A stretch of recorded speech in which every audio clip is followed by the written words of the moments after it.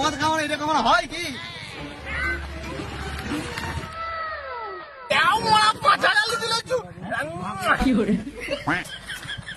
পুরো খা মা তোর জন্য তো আলারে আর আঙ্গুরও নিচে দাঁড়া দাঁড়া মদনা ফোনটা করে দাঁড়া। হ্যালো মদনা, এবার নড়কিয়া নতুন গাড়ি কিনেছে পালসার 125। হ্যাঁ মদ খাওয়াচ্ছি চলে যাবো না, এই দৌড় ধরা খেলা। হ্যাঁ হ্যাঁ